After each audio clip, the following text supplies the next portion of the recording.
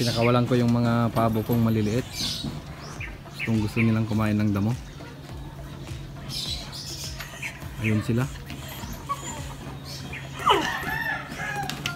Medyo pumuporma na yung lalaki.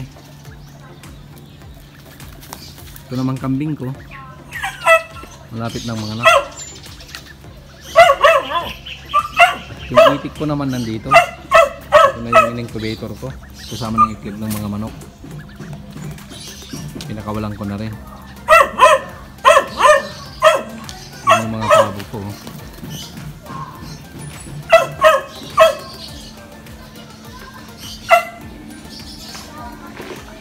Ayun sila. Ito namang isa. Nagka-foul pack siya. Kaya hiniwalay ko muna. Ginagamot ko siya. May foul pack siya ngayon. Kita nyo doon, oh. Pati doon sa bibig niya. Pinapainom ko siya ng timol. Yung panggamot sa foul packs. Hiniwalay ko muna. Para di mahawa yung kasama niya. Ito nga pala yung pinapainom ko sa may foul packs na pabo ko. Motil X. Indication, prevention and treatment of foul packs principally in young chicken, promotes better health and lower mortality. Binibigyan ko siya ng once a day. Kaya hiniwalay ko muna to kasi may foul pack siya.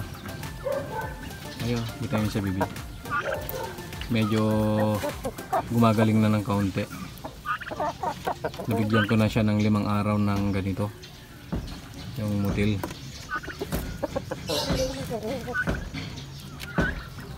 Sana mapagaling ko siya. Yun yung mga kasama niya. Pinagala ko na.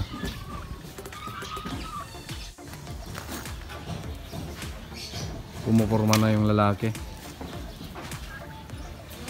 Itong kambing ko naman, ito malapit ng mga anak to. Mga 2 linggo na lang siguro. Magpa 5 months siya sa March 13. October 13 siya na